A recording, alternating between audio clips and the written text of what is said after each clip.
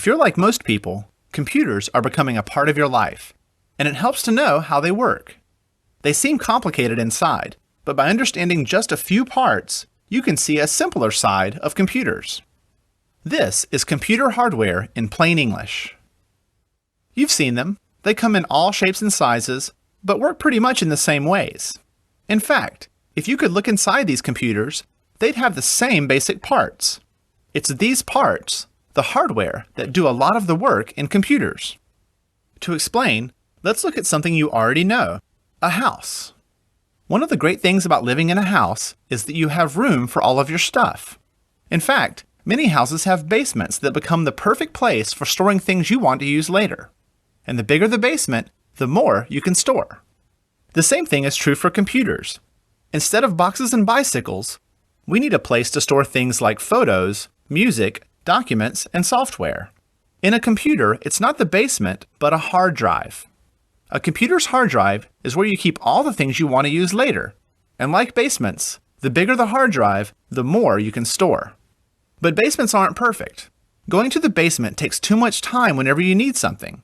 Closets on the main floor can help. They're small and make things easier to access when you need them. You don't need to go all the way downstairs. It's the same with computers. Some of the information stored on computers is hard for the computer to open quickly because it needs to take the long way. To solve this problem, computers use RAM, or Random Access Memory. It makes information easier for the computer to access. This means RAM makes computers faster. Plus, this kind of closet gets cleaned out every time you restart your computer.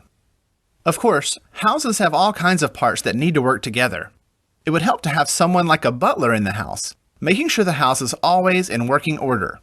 If it's too hot, maybe the air conditioning needs adjustment. When it's dark, lights are needed. Computers need this too. Something has to make sure all the parts run smoothly. In computers, this is called the processor. It's a tiny part that's like the butler of the computer. It sends and receives information, completes tasks, and puts the software to work. And the faster it can complete tasks, the faster your computer will be. So, let's review. The hard drive is like a basement.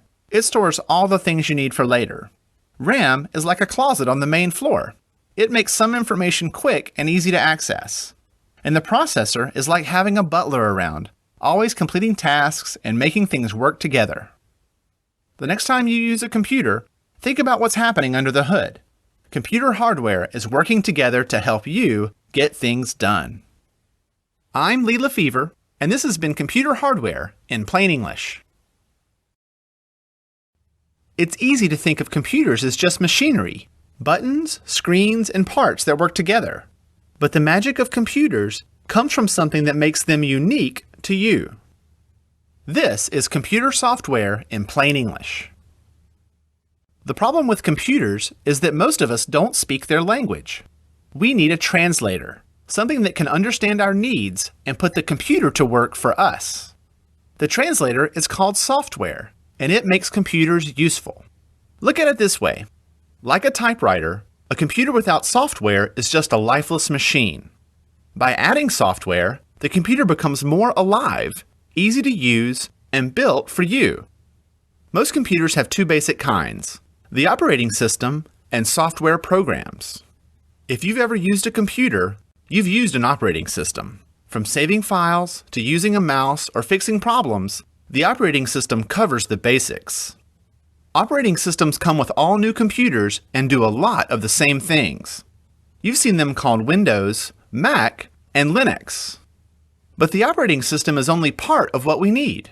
To make them personalized and more useful, we can add software programs. For example, if you need to edit a photo, you can add a software program that is built for that purpose. If you need to design a house, you can add a software program that lets you see the house from all sides. By adding and removing software programs, you can make the computer fit with exactly what you want to do. And adding most software programs is easy. You can get them from a computer store or download them from the internet. No computer nerds required. Once a program is on your computer, opening it is as easy as clicking an icon. But what is a software program? What's really happening when you open one? Think about it this way. Computers are really good at following instructions, and a software program is essentially a set of instructions that tells the computer exactly what to do. When you open a program, the computer goes to work, completing the instructions until the program is ready for you to use. The ability to add and remove software programs means that everyone's computer can be different and unique to them. So, to review, we've talked about operating systems that take care of the basics and software programs that make computers personalized. It's this combination that makes computers so useful. But it's not limited to computers on your desk. Consider your cell phone. Just like a computer without software, it's a lifeless machine that doesn't speak our language. Thankfully, cell phones have software that bring them to life. The same thing is true for many cameras, music players, and even our cars. Every day, we rely on software to bring machines to life and make them personalized and useful. The next time you use a computer or cell phone, think about software's role in translating your needs into instructions that put the machine to work for you. I'm Lee Lefevre, and this has been Computer Software in Plain English. Have you ever wondered, when you visit a website, where those words and images come from? This is the World Wide Web in plain English. These days, as long as we have an internet connection, using the web is pretty easy. We can visit billions of pages on things from pet alligators to the weather in Holland. To help figure out how it works, let's pretend we can get really small, follow the wires, and explore what makes the web work. In order to get to the web, we need a connection from our home or business to the rest of the online world. This usually happens through the phone or cable lines, or even satellite. This connection means that information from around the world can reach our computers. If we could see the connection, the information coming through it would look like little packets of code. It doesn't make sense to most people. We need a translator, something that turns the packets of code into words and images we see on a website. For this, we use a web browser. It translates the information and makes it useful to us. But that code has to come from somewhere, right? If we could follow it to its home, we'd see that it's coming from another computer. Not a regular computer, but one that's built to make web pages available. It's called a server.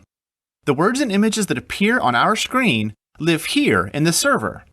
If there was only one server, this would be simple. But there are millions of servers and web pages. We need a way to find a specific page on a specific server. We do this with web addresses. Each server and website has a unique one. As long as we have the right web address, we can visit a page on any server on the web. The reason we call it a web is that all the servers are connected. We can easily jump from one to the other using addresses via our web browser. And we don't have to remember all the addresses. Web pages use shortcuts or links, words and images we can click that direct us to page after page. These links create a web of connections that are easy to navigate. Together, this system makes up the World Wide Web. So, let's sum it up. To visit a website, we type in a web address or click a link. The information for the website lives on a server. It comes to us as little packets of code, and our web browser translates this code into words, photos, music, videos, and links that help us get things done. Yay! I'm Lee Lefevre, and this has been the World Wide Web in plain English.